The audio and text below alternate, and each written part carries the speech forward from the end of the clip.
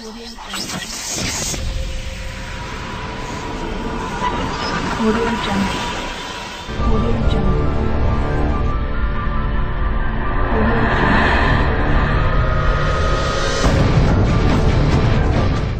Hey everybody, Wild Man Wes here. I'm Rebecca. And welcome to day 18 of SHOCKTOBERFEST 2024.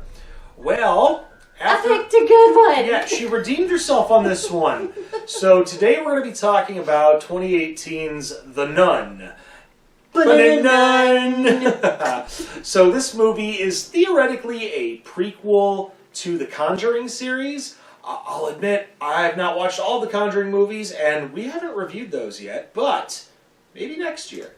But I haven't watched them. So I've got a lot of work to do, folks.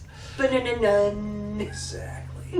So the premise of this movie is a nun is being sent out to Romania around the 1950s, and she hasn't taken her full vows yet, and she and a Catholic priest are going to investigate a church that is pretty much being haunted or more or less terrorized by a supernatural force.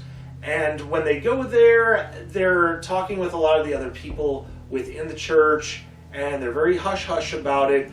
But in the midst of it all, some of them are getting picked off one by one due to this supernatural being that's being summoned by someone within named Valak, who is a very, very mean one. Yeah, we're just going to say that. But, I mean, I want to talk more about this, but the movie it's really good. Yet, I mean, I don't want to ruin it for you. This is a one to watch. Yeah, I mean, especially... I picked a couple doozies, but I redeemed myself on this one. Yeah, I mean, and I know this is going to be a quick review, but at the same time, it's like, you know me already. If a movie's really good, I don't want to give too much away. Just at least enough from the beginning to set you up for something good. So I'm not super familiar with actresses, but I will say I did recognize somebody who is Thaisa Farmiga, who, for one, I think she looks like my best friend from like 5th grade. But you might know her from the American Horror Stories. Love her acting. I just really like her. Well, and she's also the younger sister of Vera Farmiga, who plays Mrs. Bates in Bates Motel. So, there you go. It's a nice little nepotism there, and it works. Which, of course, Vera Farmiga also is part of the Conjuring series, and she makes a cameo appearance near the end of the film with Patrick Wilson, respectively, and it's pretty cool. We're just going to leave it at that. So let's talk about what we like and we don't like about the film.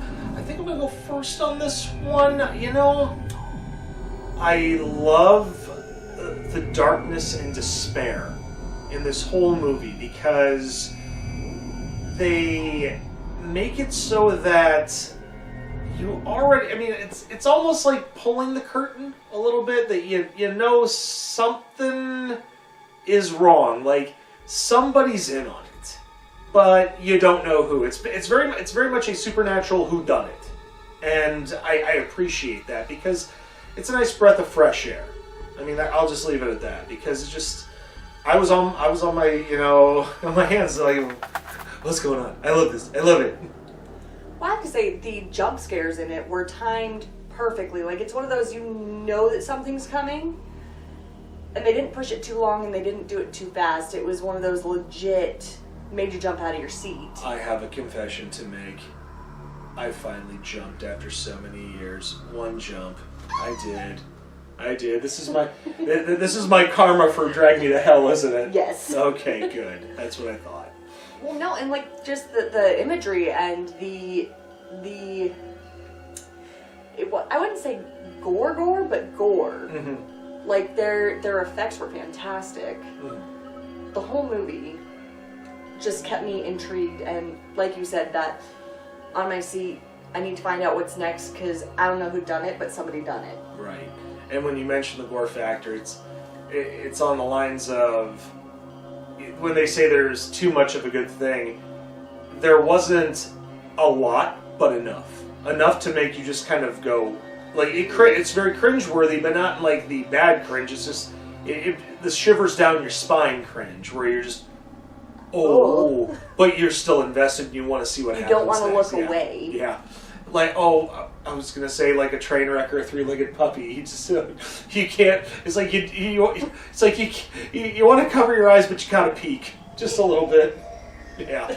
Okay, now it's time to talk about what we don't like about the film. I mean, not much. I would say they hit each part of the plot effectively. I mean, they didn't leave a lot of downtime or dragging, which I appreciate so much, because when there's a lot of dragging, I want to turn the movie off. That's just me. I would say that there was a little bit of predictability. Okay. But they brought that around in the way that they timed everything. That, like, I guess that you know something's going to happen. And every once in a while I was like, well, I know that's going to happen. And it did. But then there was other times that it was completely, wait, what? Oh. Overall, I give this a solid A. Solid A? Okay. You know what? I think I'm going to agree with you on this one. We're going to do unanimous. A solid A on this one, because, I mean, hey, it wasn't a perfect movie, but it was good for what it was, and very good for what it was. And it scared him. Yeah, it did. Well, we hope you enjoyed this episode. Make sure you leave a thumbs up, and if you didn't agree with some of the things in the review, you can leave a thumbs down. Totally understand. Otherwise, make sure you share on social media, push that little red button, ring that bell for instant notifications, and until then, I'm Wildman Wes. I'm Rebecca. And we will see you tomorrow for day 19 of Shocktoberfest 2024. Take care, and as always, stay scared, kitties.